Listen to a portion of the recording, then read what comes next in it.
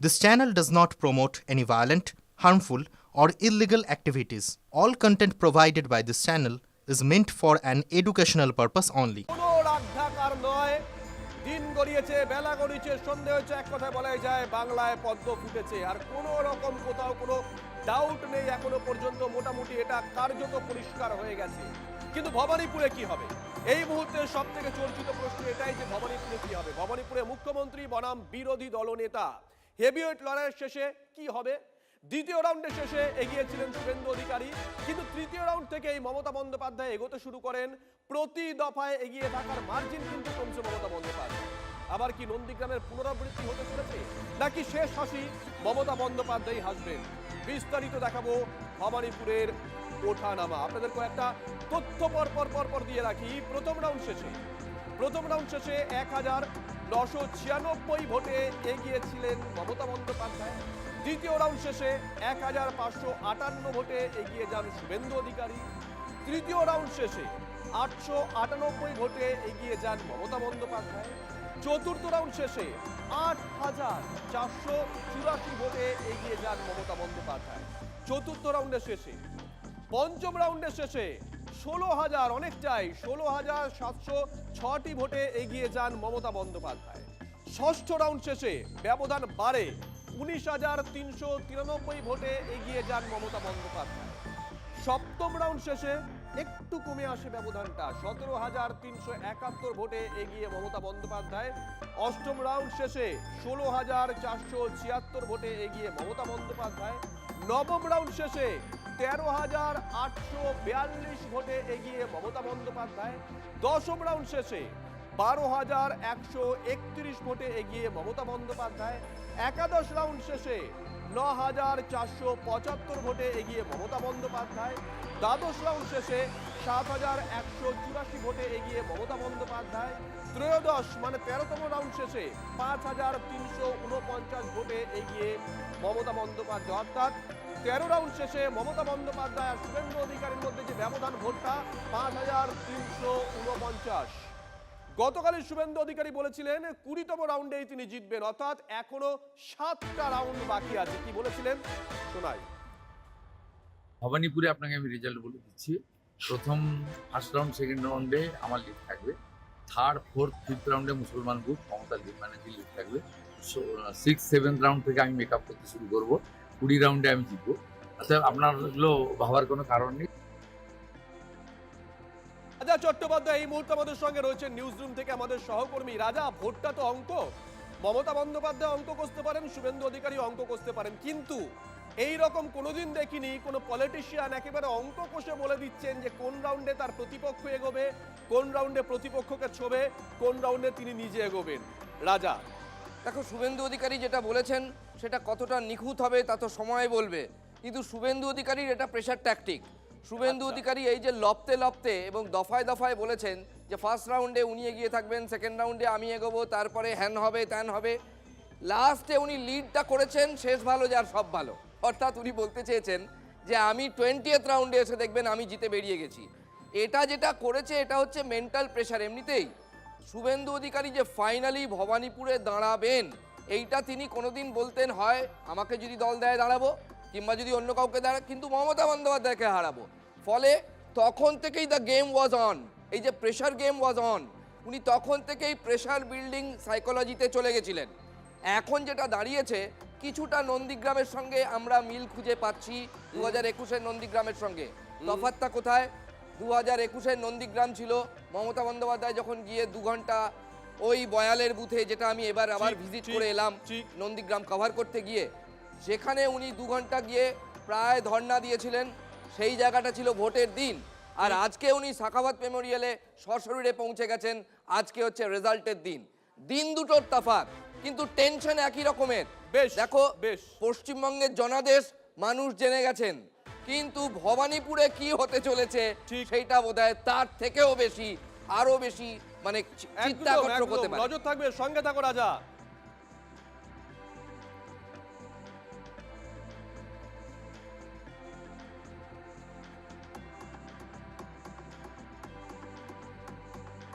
ঠিক যেরকম রাজা চট্টোপাধ্যায় আপনাদের সামনে তুলে ধরছিল, খুব ইন্টারেস্টিং ভবানীপুরে কি হচ্ছে, ভবানীপুরের দিকেই নজর রাখবো আমরা।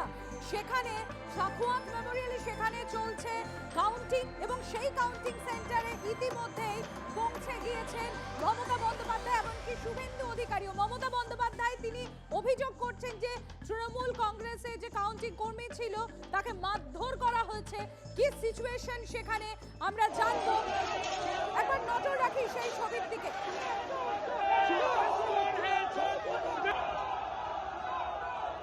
শর্মিষ্ঠার কাছে চলে যাবো, সরাসরি চলে যাবো শর্মিষ্ঠার কাছে। শর্মিষ্ঠা, কি অবস্থা ওখানে সাখোয়াত মেমোরিয়ালে? তুমি রয়েছো সকাল থেকে। আসলে ব্যাপারটা কি হয়েছে বলো তো, আমরা 2:52 লাস্ট রেজাল্ট দেখতে পেরেছি। 12 রাউন্ড গণনা হওয়ার পর 2:52 লাস্ট আমাদের কাছে রেজাল্ট এসছে। এখন 5টা বেজে গেল, আমাদের কাছে কিন্তু কোনো রকম কোনো কিচ্ছু আসছে না। 2:52 12 রাউন্ডের শেষে কি ফলাফল সেটা আমরা দর্শকদের কাছে জানিয়েছি। 3:15 নাগাদ শুভেন্দু অধিকারী বিজেপি প্রার্থী তিনি চলে আসেন। তারপরে আমরা কি দেখলাম, হঠাৎ করে কিছুক্ষণ পর তৃণমূল কংগ্রেসের এজেন্ট বাবলু সিং তিনি বেরিয়ে যান এবং বেরিয়ে যাওয়ার সময় আমাদের সামনে অভিযোগ করেছেন যে তাকে নাকি ভেতরে বেরিয়ে যেতে বলা হয়েছে, তাকে নাকি মারধর করা হয়েছে। তার কিছুক্ষণ পর, মানে বাবলু সিং তৃণমূল কংগ্রেসের এজেন্ট, তিনি বেরিয়ে যাওয়ার তার কিছুক্ষণের মাথায়, আমি বলবো কয়েক মিনিটের মাথায়, তৃণমূল নেত্রী মমতা বন্দ্যোপাধ্যায়, তৃণমূল প্রার্থী মমতা বন্দ্যোপাধ্যায় তিনি সোজা চলে আসেন সাখাওয়াতে তিনি যখন পৌঁছন এবং বাড়িতে যে পোশাক পরেছিলেন সেই পোশাকেই তিনি চলে আসেন এবং তাকে যখন প্রশ্ন করায় তিনি একটাই কথা বলেন যে তৃণমূলের এজেন্টদের বের করে দেওয়া হচ্ছে, তৃণমূলের এজেন্টদের মারা হচ্ছে, এরকম অভিযোগ করেন। তারপর তিনি সোজা চলে যান সাখাওয়াত মেমোরিয়ালের ভেতর। অর্থাৎ এই মুহূর্তে দাঁড়িয়ে শুভেন্দু অধিকারী বিজেপি প্রার্থী এবং তৃণমূল কংগ্রেস প্রার্থী মমতা বন্দ্যোপাধ্যায় দুজনেই এই মুহূর্তে সেখানে রয়েছে, গণনা কেন্দ্রের ভেতর রয়েছেন। কিন্তু এখনো পর্যন্ত, মানে 2:52 থেকে 5টা বেজে গেল, এখনো পর্যন্ত ভিতরে কি হচ্ছে আমরা কিছু জানতে পারছি না। এরই মাঝে যখন অন্যান্য রাজনৈতিক দলের এজেন্টরা বেরোচ্ছে তখন আমরা যখন তাদেরকে প্রশ্ন করেছি তারা বলছেন যে গণনা বন্ধ রয়েছে। তবে এখন কি হচ্ছে, কারণ কিছুক্ষণ আগে বিজেপির যিনি কাউন্টিং এজেন্ট ছিলেন সূর্যনীল, তিনি বাইরে আসেন, বাইরে এসে পুলিশের ভূমিকার বিরুদ্ধে প্রশ্ন করেন, পুলিশের ভূমিকা নিয়ে প্রশ্ন তোলেন। কারণ তাদের তরফ থেকে একটা অভিযোগ উঠতে থাকে যে তৃণমূল নেত্রী মমতা বন্দ্যোপাধ্যায় তিনি মোবাইল নিয়ে প্রবেশ করেছেন। অন্যদিকে তৃণমূলের পক্ষ থেকে অভিযোগ ওঠে যে বিজেপি প্রার্থী শুভেন্দু অধিকারী তিনিও মোবাইল নিয়ে একেবারে কাউন্টিং এর ভেতর ঢুকেছেন। কাউন্টিং আপাতত তোমাকে ধন্যবাদ। আর এবার যে খবরের দিকে আমাদের নজর থাকছে, নির্বাচন কমিশনের নির্দেশ যে তৃণমূল কংগ্রেস প্রার্থী মমতা বন্দ্যোপাধ্যায় এবং বিজেপি প্রার্থী শুভেন্দু অধিকারী দুজনেই নিয়ম ভঙ্গ করেছেন, মোবাইল নিয়ে গণনা কেন্দ্রে তারা প্রবেশ করেছেন এবং যে কারণে তাদের মোবাইল নিয়ে নিতে হবে। এর পাশাপাশি আর কি নির্দেশ দেওয়া হলো আমরা জানবো। শ্রাবন্তী আমার সহকর্মী রয়েছেন আমার সঙ্গে, আমি সরাসরি চলে যাবো শ্রাবন্তীর কাছে। শ্রাবন্তী, নিয়ম ভেঙে মোবাইল নিয়ে তারা গণনা কেন্দ্রে চলে গিয়েছেন শুভেন্দু অধিকারী এবং মমতা বন্দ্যোপাধ্যায় দুজনেই। অভিষেকও কেন সেখানে গিয়েছেন সেই প্রশ্নও করা হয়েছে কমিশনের তরফে। কি আপডেট? সম্প্রতি আমরা দেখলাম শর্মিষ্ঠা বলছিল যে সূর্যনীল শুভেন্দুর যিনি কাউন্টিং এজেন্ট তিনি বেরিয়ে এসেছিলেন এবং তিনি অভিযোগ করেছেন কেন তৃণমূল কংগ্রেসের তৃণমূল সুপ্রিমো মোবাইল নিয়ে প্রবেশ করেছেন। পাল্টা অভিযোগ করা হয় তৃণমূলের পক্ষ থেকে যে শুভেন্দু অধিকারী কেন মোবাইল নিয়ে প্রবেশ করেছেন। এই উভয়ের অভিযোগ পেয়ে সেখানকার কাউন্টিং অবজারভার সরাসরি স্পেশাল অবজারভারকে ফোন করেন। তার বক্তব্য ছিল যে এত প্রভাবশালী যারা রয়েছেন তাদের কিভাবে বলা হবে বা কি করা উচিত। সেখান থেকে কমিশন সরাসরি নির্দেশ দেন যে আলাদা করে ভিভিআইপি কোনো ট্রিটমেন্ট নয়, অন্য প্রার্থীদের ক্ষেত্রেও যা নিয়ম রয়েছে এক্ষেত্রেও তাই হবে। এক ঝলক দেখব, আমাদের শর্মিষ্ঠা বলছিল 12 রাউন্ড গণনা হয়েছে, কমিশনের সাইটে এখনো পর্যন্ত 13 রাউন্ড, 1 রাউন্ড এক্সট্রা গণনার দেখা যাচ্ছে। মমতা বন্দ্যোপাধ্যায় তিনি এগিয়ে রয়েছেন, 46,726 ভোট পেয়েছেন তিনি। তার থেকে শুভেন্দু অধিকারী জয়ের ব্যবধান রয়েছে 5,349 ভোট। কিছুটা স্লো ভোটিং হলেও হতে পারে, তার কারণ 20 রাউন্ড গণনার কথা রয়েছে ভবানীপুরে। সেখানে কিছুক্ষণের মধ্যে পোস্টাল ব্যালট গোনা হবে এবং তখন ইভিএম গণনা স্থগিত থাকবে। একই জিনিসপত্র যতক্ষণ না এই গণনা সমাপ্ত হচ্ছে, প্রত্যেক প্রার্থীকে ধৈর্য ধরতে হবে এবং কমিশনের যে গাইডলাইন রয়েছে সেই গাইডলাইন মানতে হবে। একই নির্দেশ দেওয়া হয়েছে অভিষেক বন্দ্যোপাধ্যায়কে। অভিষেক বন্দ্যোপাধ্যায় সরাসরি পৌঁছে যান, তিনি হেস্টিংসে পৌঁছে যান, তার সঙ্গে তার নিরাপত্তা কর্মীরা ছিলেন। যেহেতু তাদের হাতে বন্দুক ছিল এবং একই সঙ্গে নিরাপত্তা রক্ষী নিয়ে যিনি ক্যান্ডিডেট নন, যিনি প্রার্থী নন, তিনি কোনো গণনা কেন্দ্রে পৌঁছতে পারেন না। আর ঠিক এই নিয়মে এখান থেকেও অভিযোগ উঠে আসে। হেস্টিংস থেকে অভিযোগ পাওয়ার পর কমিশন নির্দেশ দেয় অভিষেক বন্দ্যোপাধ্যায়কে সেখান থেকে বের হয়ে যেতে হবে। কোনোভাবেই যে প্রার্থী নন তিনি সেখানে পৌঁছতে পারবেন না। ধন্যবাদ শ্রাবন্তী।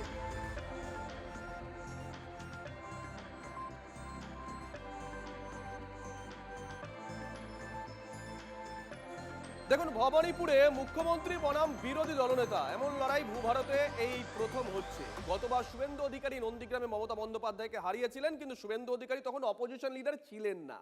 আবার কঠিন লড়াইয়ের সামনে রাজ্যের মুখ্যমন্ত্রী। একবার দেখে নেব মুখ্যমন্ত্রীদের হারের ইতিহাস এ রাজ্যে, আমাদের রাজ্যে এবং আমাদের রাজ্যের বাইরে গোটা দেশে। চট করে দেখা এই তথ্যগুলো। মমতা বন্দ্যোপাধ্যায় তৃণমূল কংগ্রেস বিধানসভা নির্বাচন 2021 কেন্দ্র নন্দীগ্রাম, জয়ী হন শুভেন্দু অধিকারী, নিশ্চয়ই মনে আছে আপনাদের।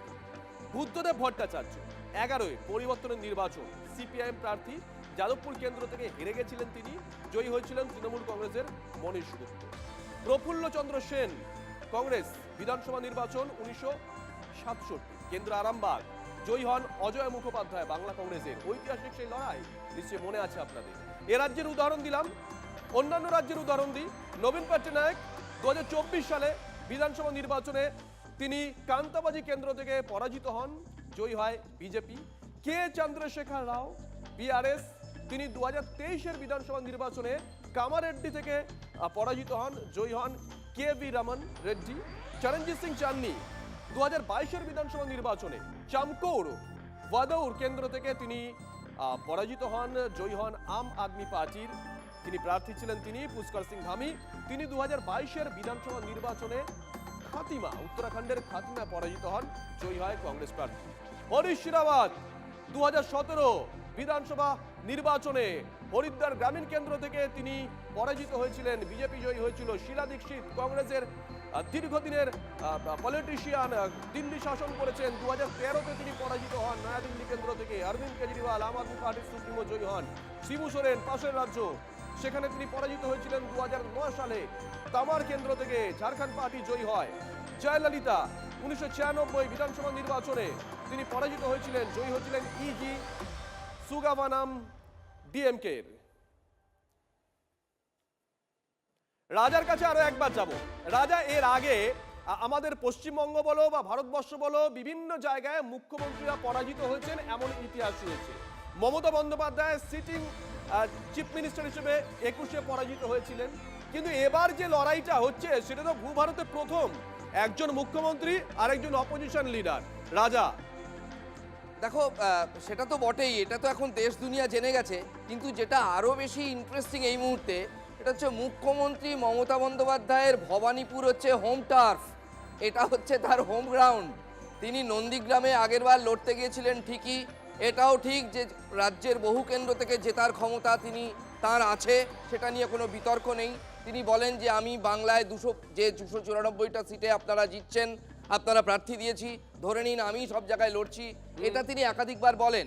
কিন্তু যতই হোক, এটা তার পাড়া, Bhabanipur is her home turf. এখানে যদি শুভেন্দু অধিকারী তাকে 3 ভোটেও হারিয়ে দিতে পারেন, পুরোটাই কিন্তু আলোচনা, কিন্তু হাইপোথেটিক্যাল, পলিটিক্সে হাইপোথেটিক্স আসেই, পুরোটাই যদি 3 ভোটেও হারিয়ে দিতে পারেন, হার কিন্তু হারই হয়।